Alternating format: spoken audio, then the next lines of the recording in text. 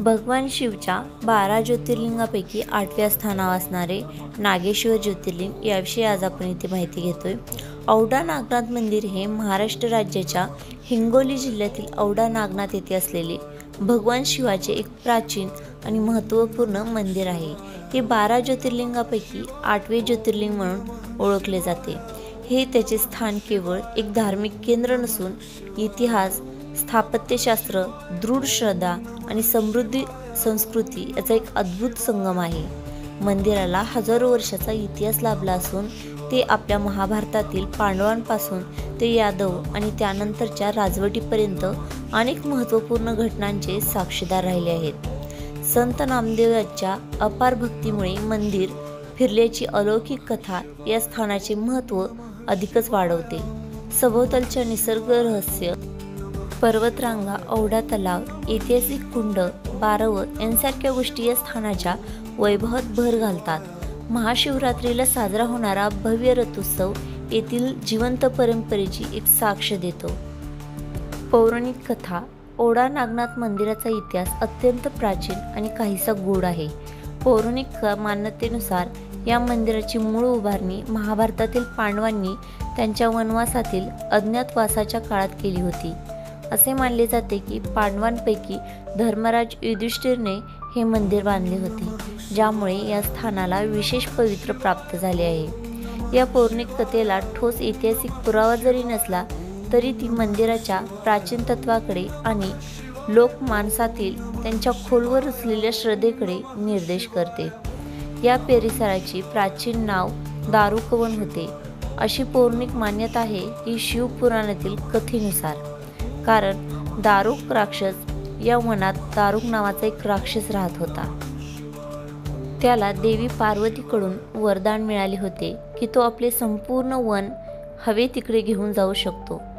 सुप्रिय नावाचा भक्त म्हणजेच दारुकने अनेक लोकांना त्रास दिला होता आणि सुप्रिय नावाच्या एका शिवभक्तालाही त्यांनी कैद टाकले होते। शिवाचे प्रगट होणे काय आहे, तर सुप्रियने कैदेतही शिवाची आराधना सुरू केली। त्याच्या भक्तीने प्रसन्न होऊन भगवान शिव तिथे प्रगट झाले आणि त्यांनी दारुक राक्षसाचा वध केला। ज्योतिर्लिंगाची स्थापना कशी झाली, तर भक्तांच्या विनंतीवरून भगवान शिव त्या ठिकाणी नागेश किंवा नागनाथ या नावाने ज्योतिर्लिंग रूपात स्थापित झाले।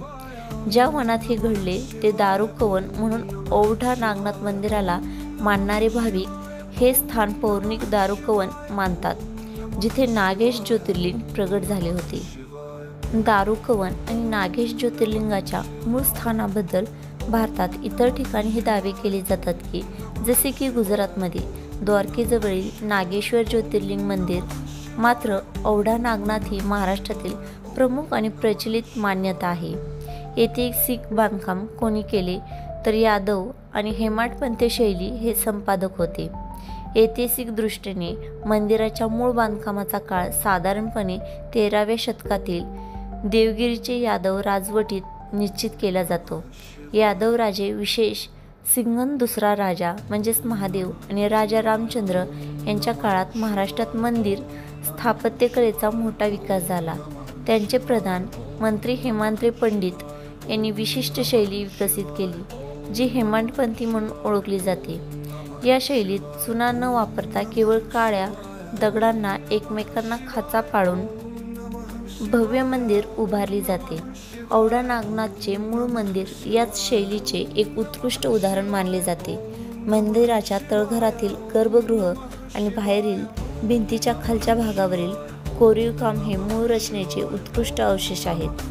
पुढे दिल्ली सल्तनतच्या आक्रमणामुळे विशेषण म्हणजेच अल्लाउद्दीन खिलजी 1296 ते 1316 किंवा मोहम्मद बिन तुघलक 1325 ते 1351 यांच्या काळात देवगिरीचे यादव साम्राज्य नष्ट झाले। अनेक इतिहासकारांच्या मते या काळात किंवा नंतर औरंगजेबच्या काळात मंदिराची मोठ्या प्रमाणात हानी झाली असावी।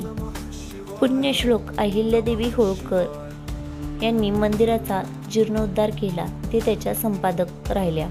औंढा नागनाथ मंदिराच्या जीर्णोद्धाराचे श्रेय मोठ्या प्रमाणात इंदूरच्या होळकर संस्थानाच्या पुण्यश्लोक शासक अहिल्याबाई होळकर 1725 ते 1795 मध्ये यांना दिले जाते।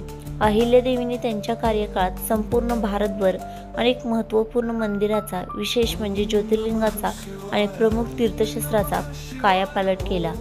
काशी विश्वनाथ मंदिराचे सध्याचे स्वरूप, सोमनाथ मंदिराचा जीर्णोद्धार, तसेच गुरुनेश्वर, भीमाशंकर, ओंकारेश्वर, कलिकार्जुन अशा अनेक ज्योतिर्लिंग स्थळातील त्यांनी केलेली कामे प्रसिद्ध आहेत. लोकमान्यतेनुसार मूळ यादवकालीन मंदिराचा विध्वंस झाल्यानंतर मंदिराचा बराचसा भाग दुर्लक्षित अवस्थेत होता.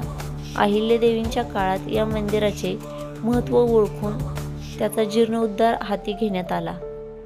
या कामामध्ये मुख्यत्वे मंदिराच्या वरच्या भागातील पुनर्बांधणी, शिखराचे काम, परिसराची डागडुजी आणि भाविकांसाठी सोयीसुविधा निर्माण करणे याचा समावेश असावा. विशेष म्हणजे मंदिराचे सध्याचे शिखर हे मूळ हेमाडपंथी शैलीपेक्षा वेगळे आणि मराठकालीन बांधकामाची छाप दर्शवणारे आहे. याचा संबंध अहिल्यादेवींच्या काळाशी जोडला जातो.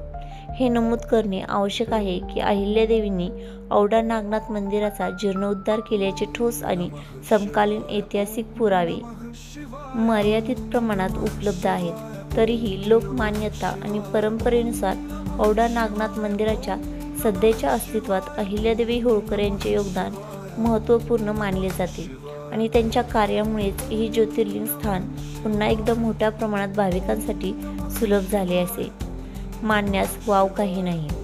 हा तुम्हाला व्हिडिओ कसा वाटला कमेंट्सद्वारे नक्की सांगा.